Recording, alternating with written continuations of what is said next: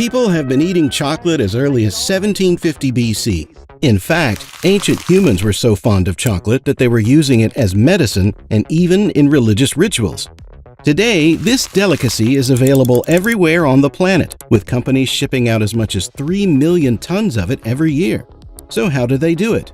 Our journey starts all the way in Africa, previously home to the Mayans, who were the first people to discover the secrets of the cacao tree.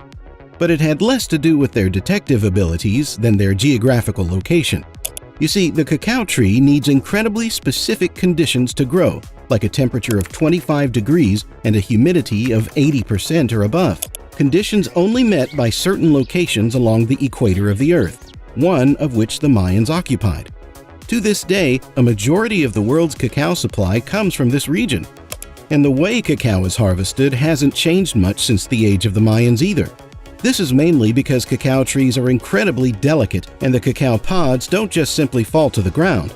For this reason, they're cut off manually, one by one. This can be grueling work, and it doesn't get much easier later on, because the beans need to be taken out manually as well. This means each worker has to sit down and channel their inner fruit ninja to secure the beans, which at this point are covered by a sticky white pulp. If you think that doesn't look anything like chocolate, you'd be right. The cacao beans have yet to go through a crucial process to their look and smell. The beans and the pulp are placed in special fermentation boxes covered by banana leaves, where they're kept for 3 to 9 days. This process is important because not only does it kill bacteria and get rid of the white pulp, but also gives the beans their signature brown color and taste. The fermented beans are ready to be placed in the sun for drying. This is mainly done to remove moisture and to inhibit the growth of fungi, bacteria, or mold, but it has the added benefit of developing the flavor of the beans. Once this is done, the beans are ready for their journey to factories across the world. After they arrive at the factory, the beans are inspected by a team of quality assurance officers. This process consists of cutting the beans to ensure they're the right color and have the required consistency. Once they're approved by the QA team, the beans are off to a specialized processing plant where they're roasted, first on screens and then in revolving cylinders through which heated air is blown.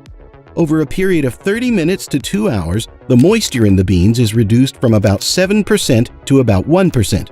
The roasting process also triggers a browning reaction, in which more than 300 different chemicals present in the cacao beans interact. The beans now begin to develop the rich flavor we associate with chocolate. Now that the roasting is done, the cacao meat, or nib, should separate easily from the shell, which is called the husk. Industries do this in a machine called the winnower. Inside the machine, vibrating shelves separate the nibs from the husks, which are then blown away by a fan, leaving the precious nibs ready for the next stage. The nibs are then ground into a deep, dark brown paste. And this is where things begin to really kick into gear. The process changes the composition of the chocolate so that it comes out of the grinder looking like a really thick syrup. This syrup actually smells a lot like alcohol, and so is called chocolate liquor. If the purpose is to make cocoa powder, the liquor may be treated with an alkaline solution. What this does is darkens the color of the cocoa, rendering its flavor milder while also reducing the tendency of the nibs to form clumps. The alkaline chocolate liquor is now defatted as large amounts of fat or chocolate butter are removed from it. The resulting solid material, commonly called press cake, is then broken, chopped, or crushed before being sifted to produce cocoa powder. You remember the removed cocoa butter from before?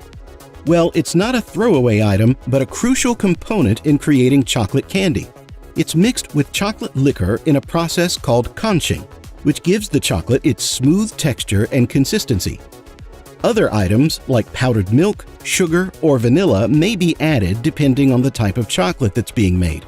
The practice was actually coined by the Swiss chocolatier Daniel Peter in 1875, when he invented milk chocolate by mixing a powdered milk developed by Henry Nestle with the liquor. Now that the texture is there, it's time to give the chocolate its patented snap. This is done through a process called tempering, in which the chocolate is slowly heated and cooled. What this does is alter the crystals within, giving the chocolate a uniform composition throughout. Once the chocolate is tempered, it's ready to be poured into molds to make bars of chocolate. A final check is done to ensure there are no air bubbles and the chocolate is pristine. It's then wrapped in foil or paper packaging to keep it fresh. These chocolate bars may look small, but the industry makes up to $50 billion a year. If you make that many chocolate bars, you probably need a lot of aluminum foil to wrap them.